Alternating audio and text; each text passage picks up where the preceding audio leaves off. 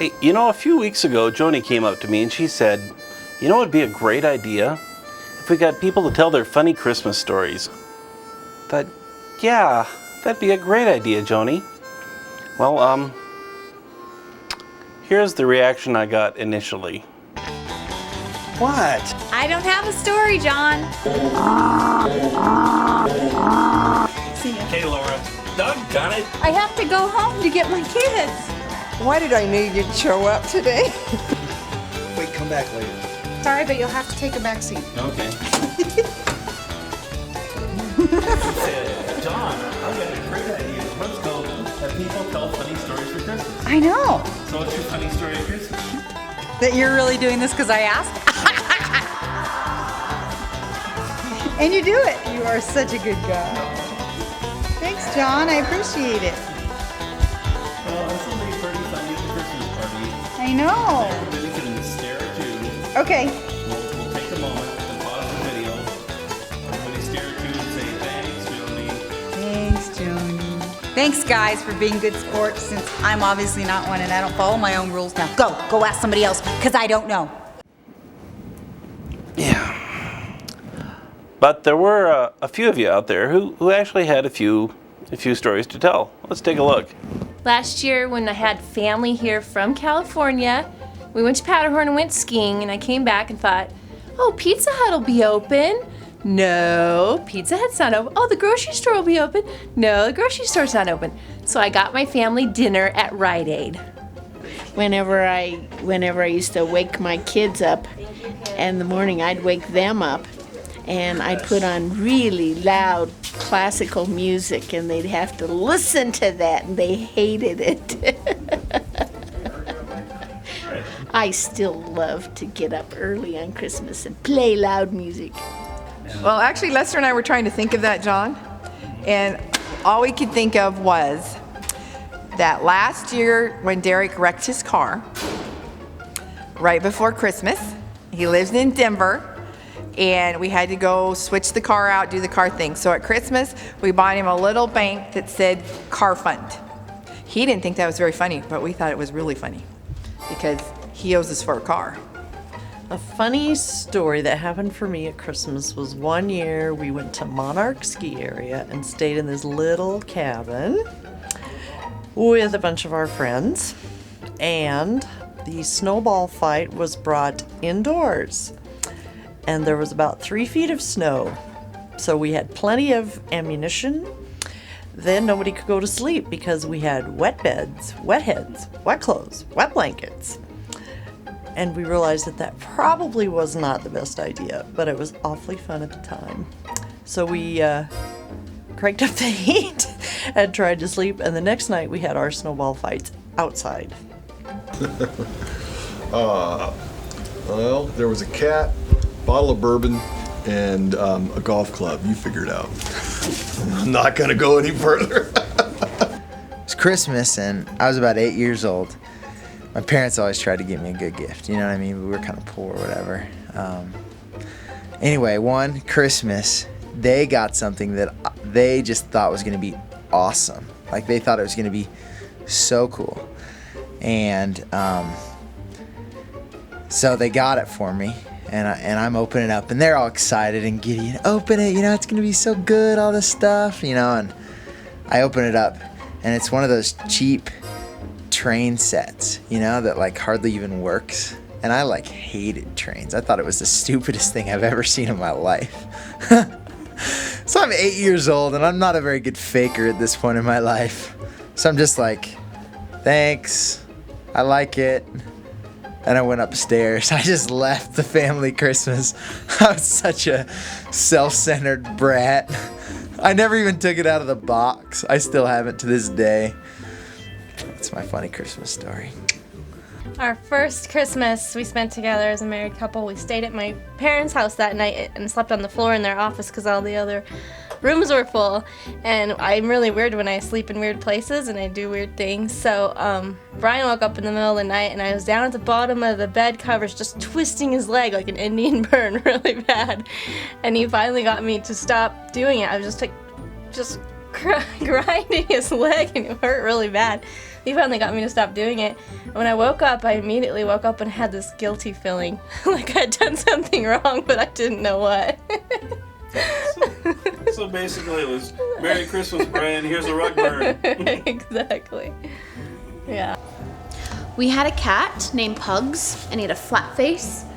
And every year when he was with us, he would try to climb the Christmas tree. And he didn't have claws, so that was funny because he tried to climb the Christmas tree and he couldn't do it.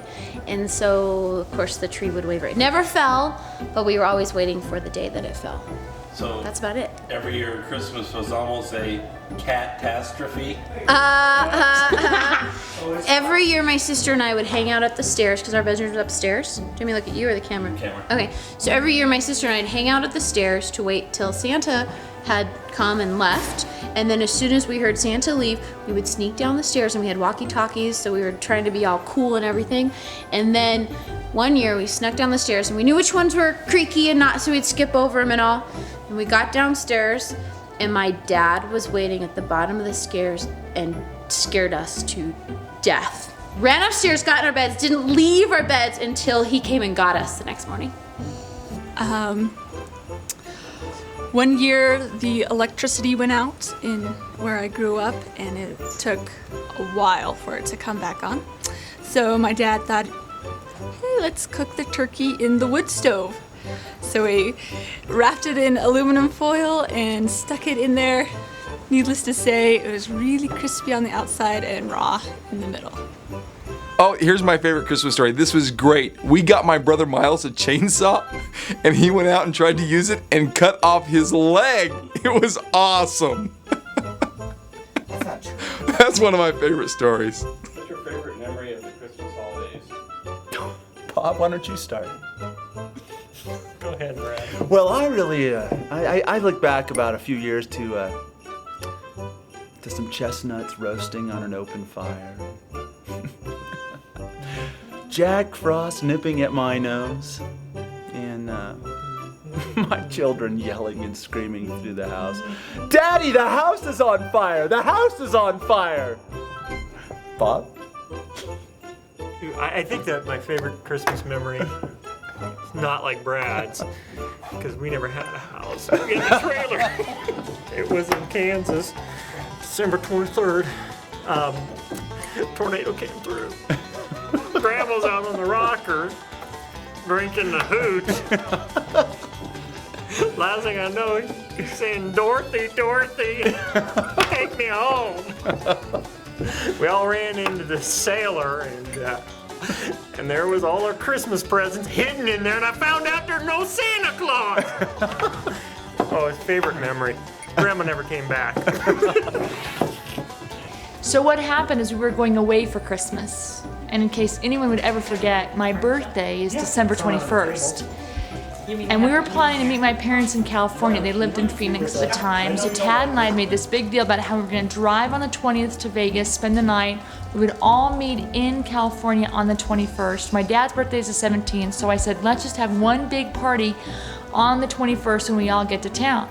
So I wake up the morning of the 21st, we're in Vegas, nobody says a thing to me. We load the van back up, get on the car while I'm on the road, and while I'm in the car, my sister calls and says, "Happy birthday," pick up my cell phone, and, "Oh, thank you. Oh, good. Well, we're excited to see you too. We'll see you in California." A few minutes later, my mom and dad call. I pick up the phone, they go, "Happy birthday." "Oh, thanks. Oh, I'm so excited. Yeah, it's gonna be fun tonight." "Okay, all right, we'll see you in California. Be there in a few hours." So we keep driving. We get to San Juan Capistrano about 3 o'clock in the afternoon. And we have been on the road, we have stopped, and we got out and walked a little bit, enjoyed the day. And I finally had it, because nobody in my family had, Tad, none of the boys said anything. So I said, "So, hey, Tad, how many days is it until Christmas?" And he went, "Oh, crap, happy birthday." And that was probably the worst birthday of my life. But, You really say crap. he really said, "Oh, crap, happy birthday." Yeah, it was horrible. I don't think this is the Christmas version of the story, the nice version. I think if it You was a know PG-13 rating, it would be the real word he said. So, so that was my funny on the way to Christmas story.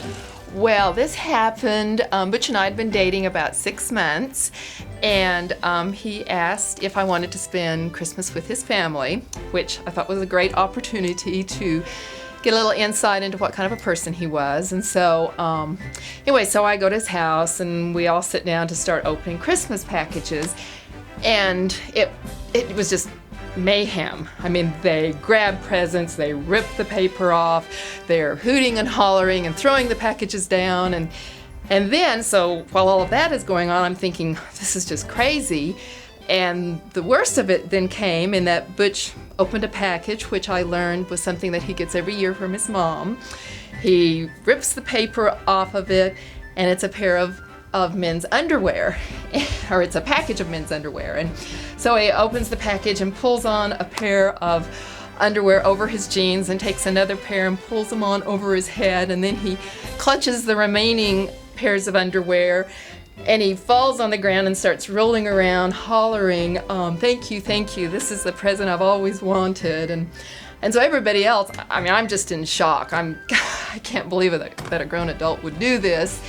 And everybody else is just hooting and hollering, and they're thinking it's just really funny, and his mom is up taking pictures. And so then I find that this is a family tradition with them. So 20 years later, I've seen this happen now 20 times. And the thing that has now just recently really gotten me worried is our son is 6, and Butch asked me just a couple of weeks ago if I would buy him some underwear for Christmas so he could pass this family tradition on to him. So anyway, that's my funny story. You know, not everybody has a happy Christmas story, and it's strange how these things intertwine and weave. Let's take a look. Here at the Christian Life Center, we would have a Sunday night church service. So we went to church. When we came back, we had someone had broken into our house, and they took all of Trevor's tapes, every last one of them. And then they had gone into the living room, and I had just wrapped like 6 or 7 presents and just put them in a pile in front of the tree, and they took those. And that was a big shock because we'd never had that happen. Funny story. Let's see. One year, I remember back before my BC days, breaking into this house, and man, we scored. We got presents, and we had videotapes that were already wrapped up, and we made a bunch of money on them, and I had a good Christmas. So Merry Christmas to the family, whoever they were. I'm going to try to find another one. Lock your doors, okay? There were quite a few of you that didn't really want to participate or didn't have a story, didn't have anything interesting. And I thought, you know, it would be a good idea if those people sang a Christmas song for us. Let's take a listen. We wish you a Merry Christmas. We wish you a Merry Christmas. We wish you a Merry Christmas and a Happy New Year. You're gonna make me look like a retard.